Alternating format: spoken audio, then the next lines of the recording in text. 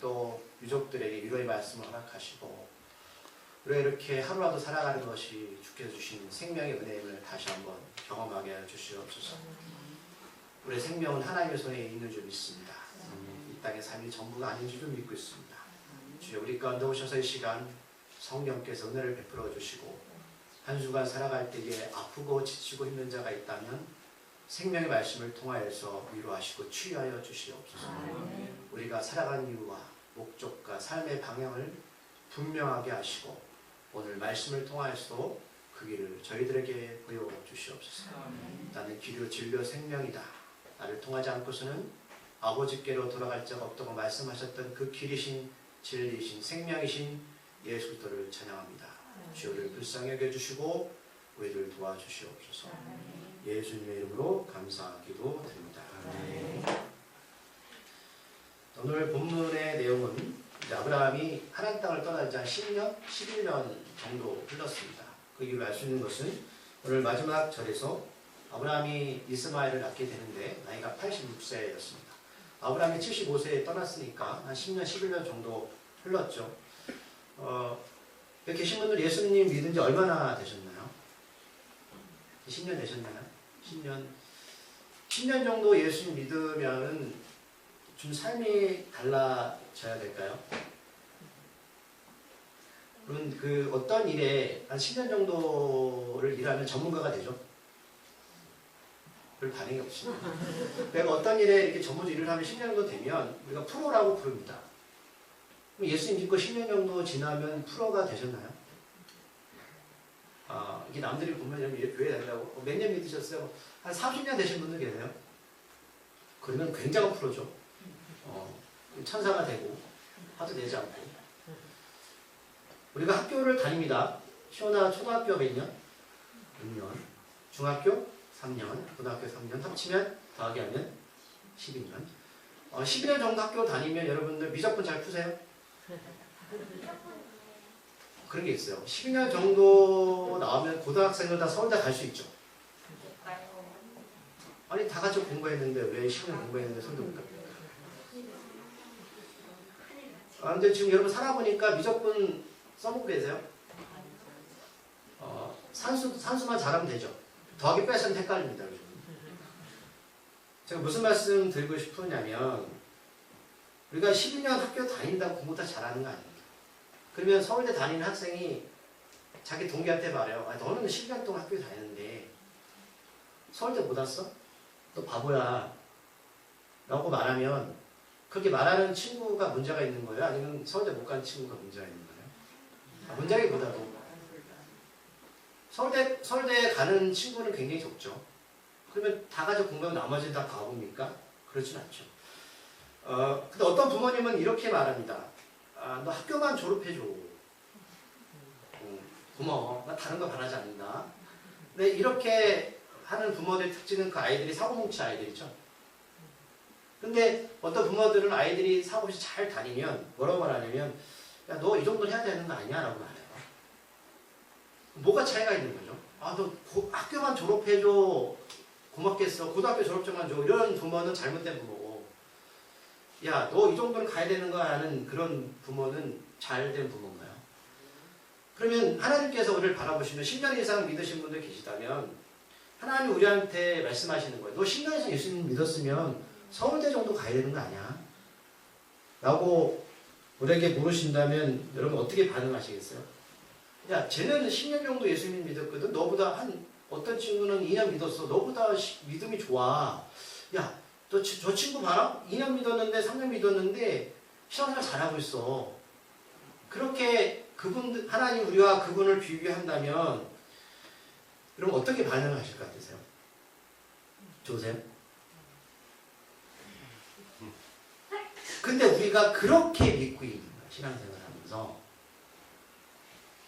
너 왜 그렇게 하고 있어? 하나님 우리한테 그렇게 한 적이 없거든요. 여러분 우리가 아브라함 얘기를 지금 10번째 얘기를 나누고 있는데 아브라함이 믿음의 조상이죠. 우리가 11년 정도의 과거의 아브라함을 쭉 살펴봤지만 이 사람이 믿음의 조상이 될 만한 어떤 삶을 살았나요? 뭐 살 수 있었겠죠. 그러면 얼마나 잘했어요? 여러분들 우리가 이 사람을 바라보면서 아 나도 저렇게 살아야 돼 라고 본받을 부분이 한 몇 개나 되시는 것 같으세요? 믿음의 조상이 우리가 굉장히 부러워하잖아요. 제가 이렇게 말씀을 꺼낸 이유를 아실 거예요. 짐작이 가실 거예요. 오늘 아브라함의 이야기가 이어지는데 오늘 아브라함의 아내 사라가 아직 아들을 낳지 못했습니다. 처음에 은혜 받고 이러면 괜찮으셨어요? 예수 믿고 막 난리가 났죠. 나는 선교사로 할 거야. 목숨 바쳐 예수 믿을 거야. 근데 오늘 10년이 지났는데 약속을 받았는데 사라가 자녀가 없어요. 그리고 10년 동안 하나님 약속이 이루어지지 않으면 뭐가 올까요? 실망, 초조, 불안이죠. 이게 당연한 거예요. 하나님 되게 못됐어요. 그렇죠? 1년 전에 약속 주죠. 아직도 아들 주지 않았어요. 근데 그 가운데 10년 동안 굉장히 많은 일이 벌어졌잖아요. 그러면 우리가 예수 믿고 나서 믿음이 사라진 건 아닌데 그럼 이렇게 상황과 환경 속에서 절망이 다가오면 우리가 어떻게 하는지 아세요? 대부분 다른 방법을 취하게 됩니다.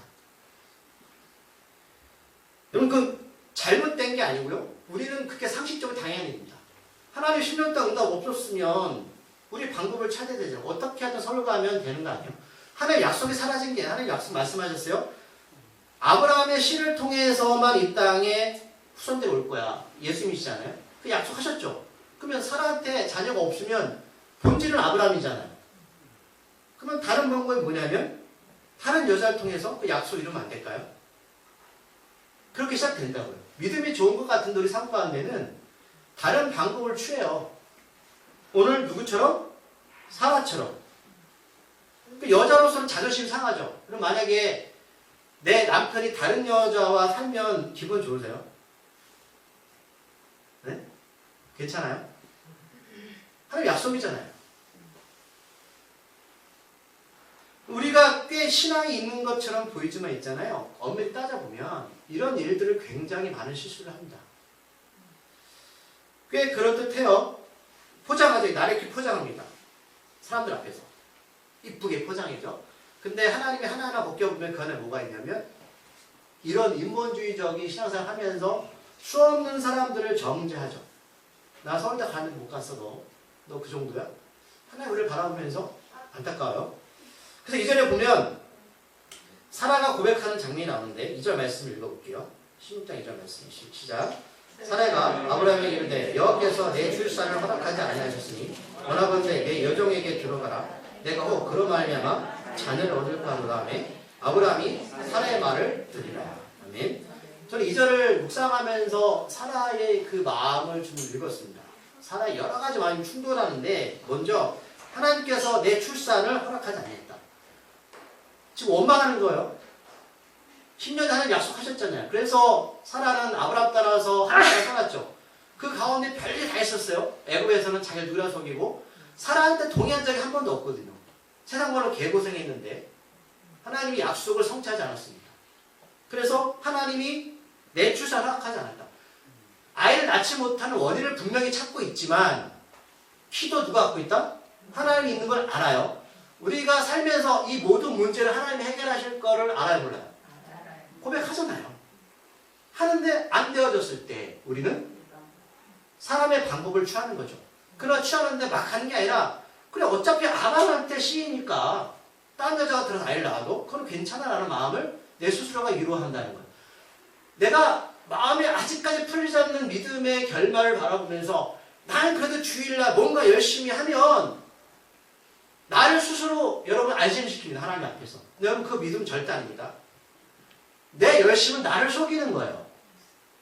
내 정성이 나를 속이는 거예요. 절에 가서 부처 앞에서 돌봄을 열심히 드리는 사람들처럼. 그거는 신앙 아니에요. 그러면서 원하건대 내 여종에게 들어가라. 누구야? 애굽에 살고 있었던 여종. 출신은 애굽 여자고 그 다음에 여종인 그 하갈에게 들어가라. 혹 그러 말미암아 자녀를 얻을까 하면 혹이 뭐예요? 그럼 모든 여자가 아이를 낳으면 아들 낳나요? 그렇진 않아요. 혹이라면 만약이라는 거죠. 우리 삶 가운데 만약을 말하는데 여기 가운데 이런 두 가지 마음이 있는 거예요.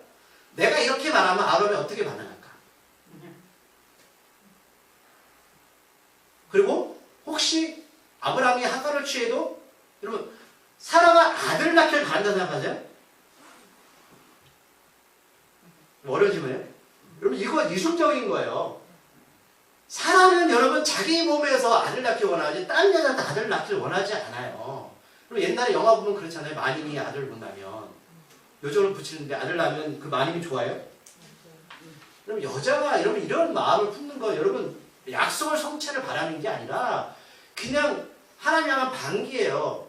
하나님 10년 동안 아무 응답 안 하셨어요. 내가 이렇게 살아왔는데 당신 뭐예요? 묻는 거죠. 그런데 2절 후반절에서 아브라함이 사라의 말을 들었다. 지금까지 아브라함이 10년의 삶을 바라봤지만 아브라함이 이런 인간이었어요? 여러분 만약에 우리가 사라 입장에서 이렇게 아브라함한테 요청하면 한 번쯤 거절해야 되는 거 아니야? 사라씨 10년 동안 내 곁에서 힘든 여정을 겪고 왔는데 난 자식 없어도 돼요. 그리고 좀 기다려 봅시다.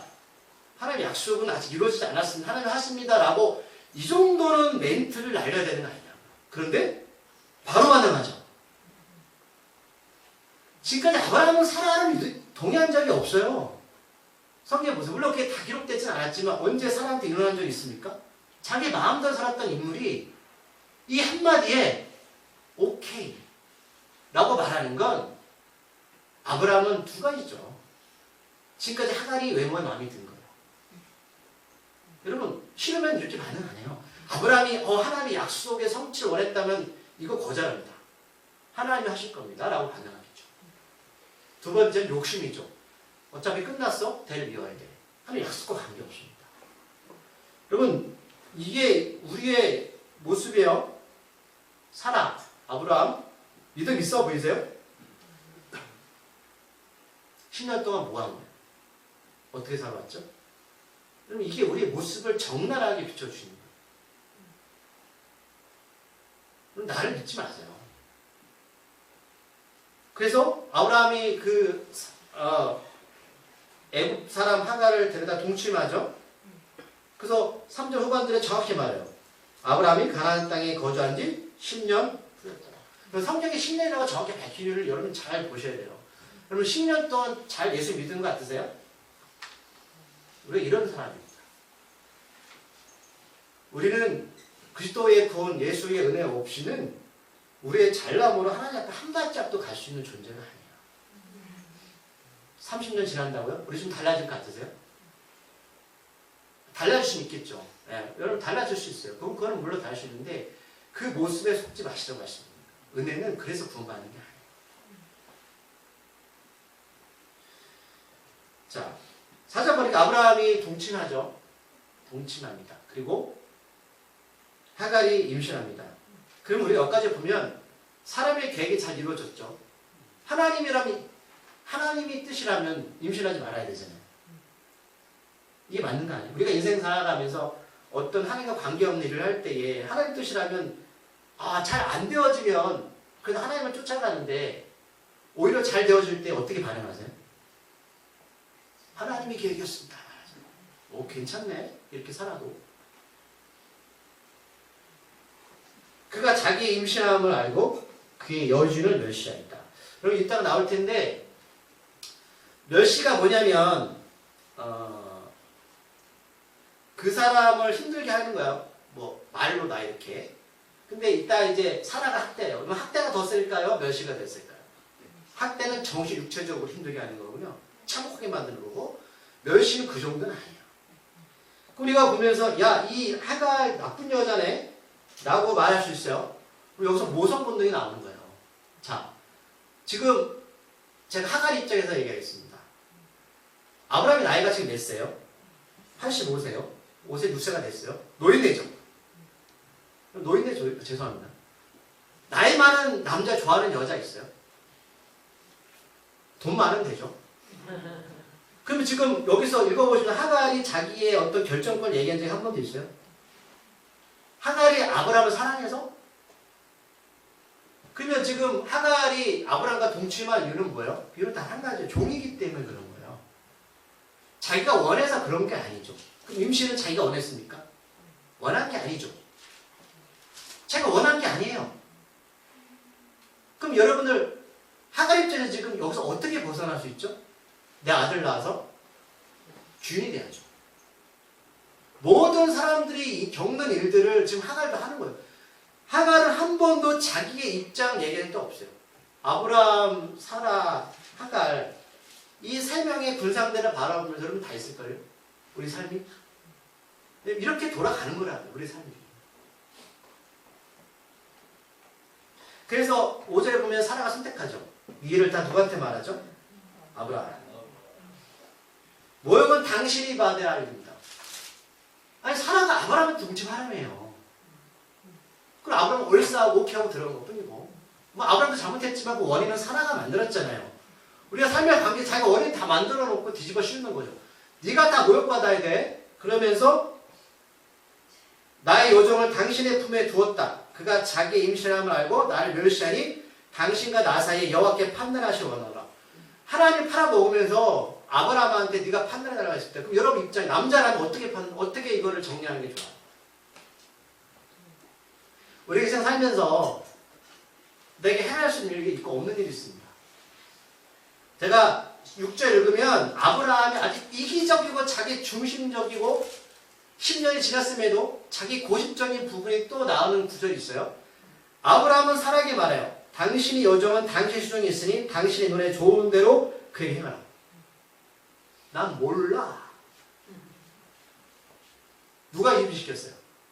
누가 임신하게 만들었고 원인은 누가 만들었어요? 아브라함과 사라가 다 해놓고 아브라함은 쏙 빠져요. 우리가 예수 그리스도에서 내가 목숨을 바치겠다고요? 여러분 베드로가 그렇게 말했어요. 주님, 저는 주님을 절대로 부인하지 않겠습니다. 너 3번 부인할 거야. 십자가 앞에서 돌아섭니다. 나중에 예수님이 탓했죠, 베드로한테. 너 그런 인간이야? 아니죠. 돌아시고 찾아가서 누워계셨어요. 그럼 나를 자꾸 하나님 앞에 속이지 마세요. 우리는 그런 존재. 여러분 교회에서 목숨 바칠 수 있어요? 저한테 물어보세요. 김 목사님은 가능할 거 아니에요? 저도 어떻게 될지 몰라요.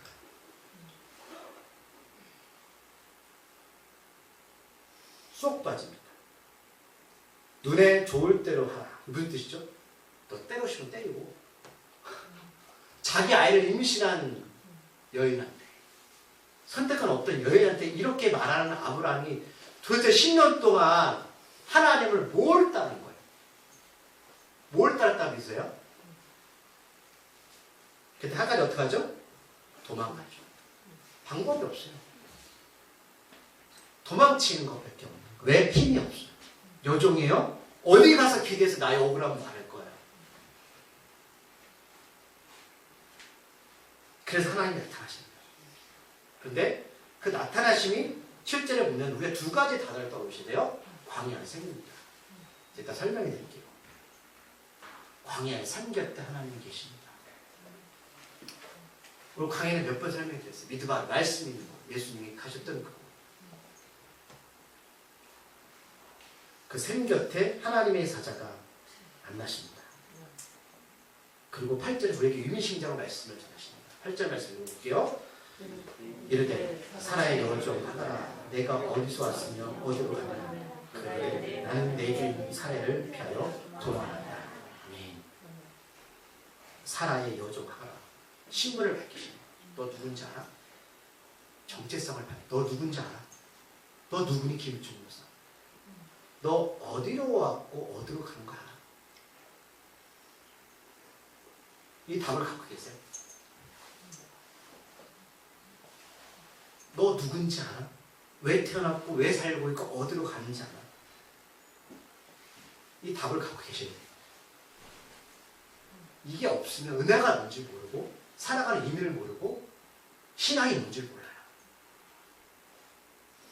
나는 여주인 사라를 피해서 도망하는 사람. 나그네 인생입니다. 갈 데가 없어요. 갈 데가 없어요. 어디로 가야 됩니까? 어디로 가야지 나를 알고 내가 살 수 있고 내 뱃속의 아이를 지킬 수 있습니까? 이게 신앙의 시작이에요. 믿음의 시작이에요. 근데 구절에서 하나님의 사자가 화나는 말하죠. 너 여주인에게로 돌아가 수아의 복종이라. 도망치지 마. 예수님한테 쭉 해서 너의 삶을 포기하지 마. 왠지 아세요? 이제 그리고 나서 10절, 11절 말씀에 10절에서 아브라함에게 주셨던 약속을 또 주시는 거예요.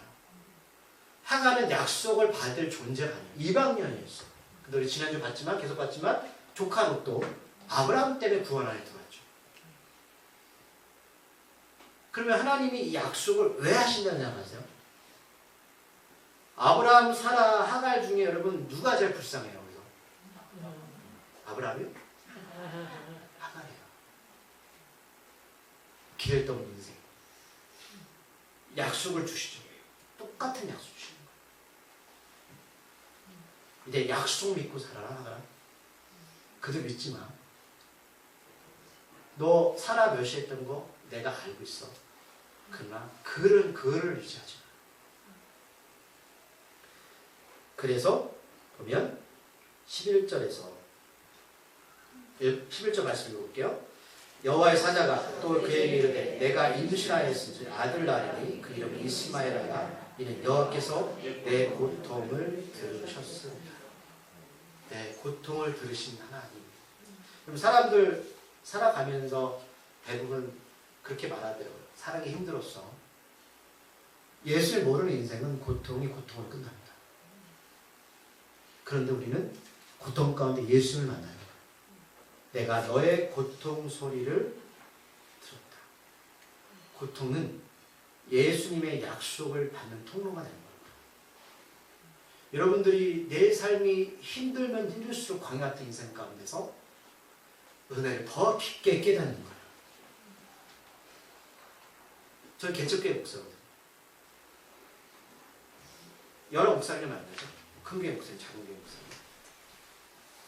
물론 목회가 다 쉽진 않습니다. 그런데 이미 모든 세팅되어 있는 교회 목사들은 개척교회 목사의 마음을 몰라요. 물론 저도 마찬가지죠. 우리 삶은 누구도 알아주지 않아요. 그러나 그 깊은 절망의 가운데 깊게 들어갈수록 그 어둠에서 비친 예수를 발견하는 게 얼마나 큰 은혜인지 아세요? 그걸 말씀하는 거예요. 내 고통을 하나님께서 들으셨다. 하갈이 이런 과정이 없었으면 애굽 사람이 어떻게 예수님을 믿어요? 여러분들 과거 인생을 보면서 불평과 불만이 원인이 뭐냐면 고통 때문이었죠. 근데 그 고통이 더 깊을수록, 절망이 깊을수록 은혜를 더 깊게 경험하는 게 여러분 예수님입니다. 여러분 이 단계에 오르셔야 돼요. 그런데 12절에서 그는 태어날 텐데 들나귀 같이 되고 그의 손이 모든 사람을 치겠고 모든 사람의 손이 그를 칠 거고 모두 형제가 되갈 거예요. 왜요? 이스마엘 중에 나온 후손들이 팔레스타인에 앞으로 이 아브라함의 이삭의 아들들과 대치합니다. 지금도 마찬가지죠. 하나님이 예언하셨습니다. 왜 이렇게 하시냐면 영적인 싸움을 붙이신 거예요. 우리들에게 어떤 거 선택할래? 라는 거죠. 이 일이 지금 이루어졌죠? 형제들로 살고. 여러분 구약의 말씀이 계속 이렇게 진행되는 거예요. 가나안 땅 들어가기까지. 모압, 암몬 이런 족속들과의 싸움이 계속 진행됩니다. 자, 13절 말씀 읽어보겠습니다. 하갈이 자기에게 이르신 여호와의 이름을 나를 살피시는 하나님이라 하였으니 이는 내가 어떻게 여기서 나를 살피시는 하나님을 배웠는가 하니라. 아멘. 과정이 있습니다. 하갈은 하나님의 존재를 알지 못했어요. 그러나 그가 선택하지 않은 고통 가운데 내 삶이 어디로 가고 어디로 향하지 알지 못하는 그 가운데 광야 같은 인생 가운데서 내 고통을 들으시는 하나님을 발견하고 그 하나님은 나를 살피시는 하나님을 깨닫게 된다. 이 단계가 갑자기 가는 게 아니라고 말씀드립니다. 예수 믿는 게 이런 거라고요. 나의 삶의 과정 가운데 이걸 발견하시는 게 은혜라고요. 나를 살피신 하나님을 발견하면 저 사람이 10년, 20년 그 예수 믿은 거 내가 그 사람을 정죄할 필요가 없다고요. 그 인생은 하나님이 몫이고 내 인생만 하나님의 가운데 관계만 맺으시면 되는 거예요. 그 셈의 이름을 브엘라 헤로이라고 했다. 밑에 보시면 나를 살피시는 살아계신 우물이다. 하나님은 살아계십니다. 그 살아계신 하나님이 나를 살피십니다. 라는 고백이 우리의 마지막 인생의 고백이 되길 바랍니다. 자, 이제 제가 셈에 대해서 말씀드릴게요. 왜 광야는 제가 말씀드렸죠. 왜 셈일까? 여러분 성경에 보면 셈 이야기가 무지 많이 나오죠. 그렇죠? 그런데 이 아브라함이 하나님 땅을 떠날 때의 과정은 나중에 출애굽, 이스라엘 백성들이 구원에 가는 그 과정의 작은 모양을 말씀드렸어요. 무슨 말씀이냐면 이 아브라함의 모든 삶은 나중에 400년 후에 아브라함을 통해서 온 그 후손들이 어떻게 구원받고 어떻게 살아가는지를 출애굽에 다 결정해 놓은 장면이에요. 그러면 우리가 이 삶을 보면 나중에 출애굽에서 삶을 우리가 이해할 수 있어요. 자, 이 셈은 두 가지를 말하는데 물은 죽음과 심판을 말씀합니다. 그리고 생명과 축복을 의미해요. 제가 그걸 근거로 말씀드릴게요. 모세가 이스라엘 백성을 구원하죠. 모세의 뜻은 뭐예요? 물에서 건져내었다. 그래서 갈대상자, 티벳, 그 방주를 만든 구원의 상자에 넣었더니 그를 나일강에 놓쳐놔요. 강에서 모세가 구원받았어요. 그러니까 모세라고 부르는 거죠. 이스라엘 백성들이 여러분 광야 가기 전에 애굽을 떠나서 첫 번째 어려움은 홍해의 기적이었죠. 강을 건넙니다. 그래서 고린도전서에 본 것을 뭐라고 말하냐면 세례시라고 말하죠. 마른 땅이 되어서 그들은 구원받게 됩니다. 그러나 애국 군대는 물로서 멸망당하게 되죠. 누구는 물 때문에 생명을 얻지만 누구는 물 때문에 죽음을 맞이하게 됩니다. 출애굽기 15장 23절에서 백성들이 광야에서 말하는 곳에서 쓴 물을 만났을 때 주의 지팡이가 던져졌을 때 그 물은 생명의 물이 되었습니다. 죽음에서 생명으로 되었죠.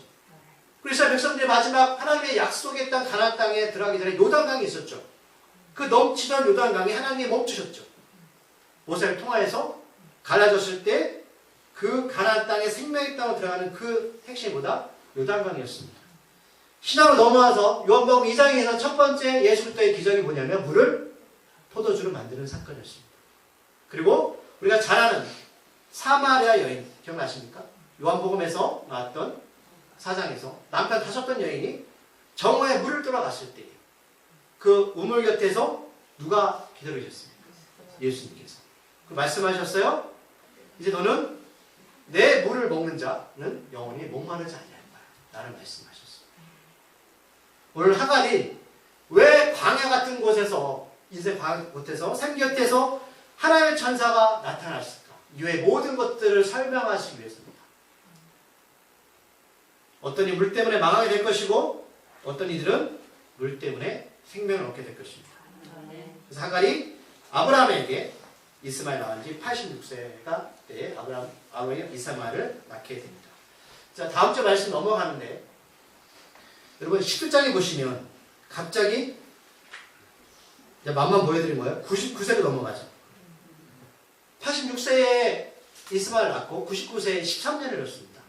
그러면 16장과 17장을 넘어가는 그 사이에 아브라함의 13년 인생이 날아가 버렸어요. 그러면 11장은 어떤 내용인지 아세요? 아브라함이 이제 이삭을 낳고 그 이름이 바뀌어가는 겁니다. 그럼 우리가 추측할 수 있는 건 하나님의 때가 되었어요. 그 기간이 13년이 이렇게 흘렀고 앞에까지 합치면 23년입니다. 하나님은 이스마엘 낳고 13년의 시간에 아브라함 다시 없습니다. 그리고 인생 길다고 생각하시죠? 절대 그렇지 않습니다.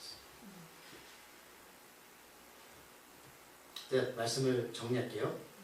하나님의 관심은 우리의 잘함과 못함이 있지 않습니다. 하나님의 관심은 이삭을 통한 너무 예수님의 관심입니다. 그리고 그 과정 가운데 수많은 사람들을 만나고 수많은 인생 가운데 고통과 절망을 경험하시게 될 거예요. 그러나 그 광야 같은 인생 가운데서 물으시는 거죠. 너 왜 그러는지 알아? 내가 네 고통을 통하여서 날 너에게 드러내기 위해서야. 그럴 때 우리가 고백할 수 있는 건 살피시는 하나님, 살아계신 하나님이 계셨군요. 라는 고백을 우리에게 듣고 싶어 하세요. 예수님을 통하여서. 그게 은혜라는 겁니다. 은혜는 우리의 노력으로 되는 게 아니야. 그래서 나는 누구를 정죄할 수 있는 존재가 아닙니다. 그게 인생이고 그게 배우는 겁니다. 그게 진리입니다. 나를 살피시는 하나님, 우리들의 고통을 들으신 예수님, 우리에게 말씀하시는. 그리고 다음 주에 13년이 훌쩍 넘어갑니다. 나는 약속이 성취되었습니다. 아브라함 게 뭐 있어요? 여러분 아브라함 게 뭐 있어요? 없어요. 기도하시겠습니다. 오늘도 역사하시고 함께 하시는 하나님을 찬양합니다. 우리는 아브라함 같은 사람이었고요. 사라 같은 사람이었습니다. 10년을 흘렸는데도 불구하고 그들이 변한 것 같은데 여전히 보면 자기 중심적이고 자기 이기적이고 자기밖에 모르는 사람들이었습니다. 그런데 이들을 하나님은 사용하시고 약속을 성취하신 건 하나님이셨습니다. 왜냐하면 그 전에 하나님께서는 아브라함과 재물 가운데 약속하실 때 모든 약속의 성취는 하나님이 세우셨고 회복하시는 하나님이십니다. 우리가 지금까지 신앙생활하면서 내가 무엇을 해서 내가 무엇을 잘해서 그것은 은혜를 모르는 사람들입니다. 우리는 베드로처럼 예수님을 3번이나 저주하는 존재들입니다. 그럼에도 예수님은 부활하셔서 갈릴리호수에 오셔서 밤새 수고한 그들에게 불을 솔솔 피시고 물고기를 구워서 책망하지 않으시고 배고프지 먹으라 하셨던 그 예수님입니다. 우리 잘남과 우리가 무엇으로 주님 앞에 나가서 우리를 드러내겠습니까? 우리는 십자가 앞에서 아무것도 내세울 것 없는 그저 육신덩어리 교만 덩어리 뿐입니다. 주여 우리를 불쌍히 여겨주시고 주의 옷자락 만져도 병이 낫겠다는 그 혈병 걸린 여인의 마음으로 하루하루 살아가게 하시고 우리가 우리 교우들 가운데 때로는 좀 부족하고 때로는 마음에 들지 않고 또 살아가면서 내 남편, 내 가족도 내 아내가 마음에 들지 않아도 은혜를 바라보는 자가 되어서 그들을 품는 사랑을 허락하여 주시옵소서. 하나님은 사랑이십니다. 예수님의 이름으로 기도드립니다.